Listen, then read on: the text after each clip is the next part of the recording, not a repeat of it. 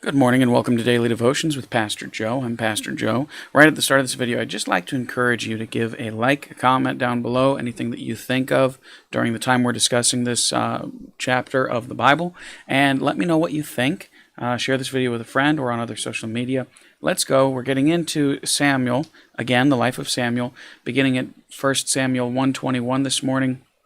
And the man Elkanah and all his house went up to offer unto the Lord the yearly sacrifice and his vow. But Hannah went not up, for she said unto her husband, I will not go up until the child be weaned, and then I will bring him, that he may appear before the Lord and there abide forever. Or in other words, she said, I'm not going to bring this child, Samuel, up to the temple until it's time to leave him there forever. So once he's weaned from me and doesn't need me anymore, I'm giving him to the Lord. The first time he goes to the temple, he will stay there, and he's not leaving. And Elkanah, her husband, said unto her, Do what seemeth thee good. Tarry until thou have weaned him. Only the Lord establish his word. So the woman abode and gave her son suck until she weaned him. And in verse 24, and when she had weaned him, she took him up with her with 3 bullocks and 1 ephah of flour and a bottle of wine, and brought him unto the house of the Lord in Shiloh. And the child was young. Some say he was probably 2, maybe 3 years old at this time. And they slew a bullock and brought the child to Eli. So they committed a sacrifice of 1 bullock to the Lord. And she said, O my Lord, as thy soul liveth, my Lord, I am the woman that stood by thee here, praying unto the Lord. For this child I prayed, and the Lord hath given me my petition, which I asked of him. Therefore also I have lent him to the Lord. As long as he liveth, he shall be lent to the Lord. And he worshipped the Lord there. So that's what the next event in Samuel's life. So at first, Hannah wept and cried over the fact that she was not able to bear a child. And so she promised the Lord if he would just give her 1 child, she would then give that child back to him. And so she did. The Lord gave her the gift of this wonderful child. She named him Samuel. She brought him.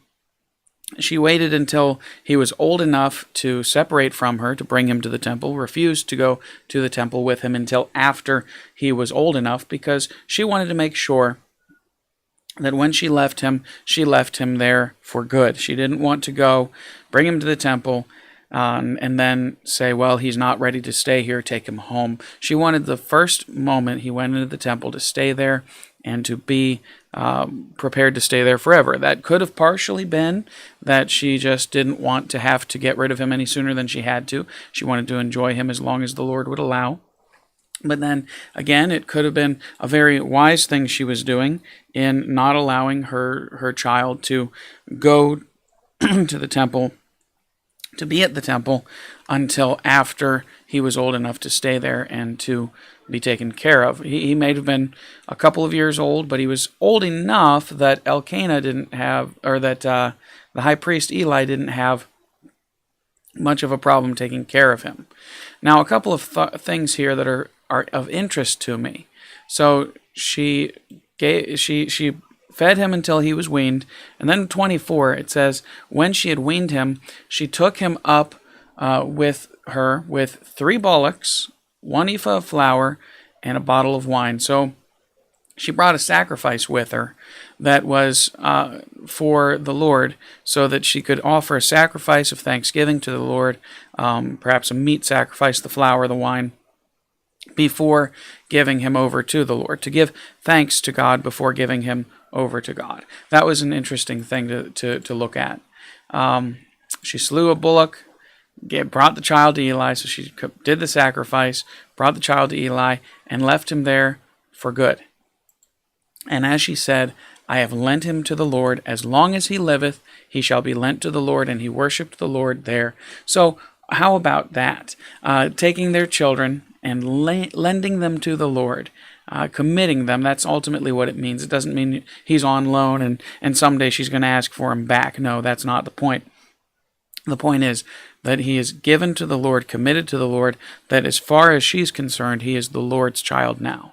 And so are you, if you're a parent, are you lending your children to the Lord? Are you committing them to the Lord today? Are you doing, we have this ceremony we kind of do to dedicate our children to the Lord, to say that our children are dedicated to the Lord, and we're dedicated to making our children live for the Lord, helping our children to live for the Lord. Are you dedicated to the Lord? Are your children dedicated to the Lord? This woman kept her promise that, when God gave her what she'd asked, she was faithful to follow through and to give to the Lord as she had promised that she would give. So this is the next event in Samuel's life. After this, we're moving on to something else in Samuel's life and going all the way down to 1 Samuel chapter 3 shortly. So let me know what you think down below. Like, comment, subscribe. Share this video with a friend or on other social media. God bless. I hope you have a wonderful day in the Lord. See you tomorrow on another Daily Devotions with Pastor Joe.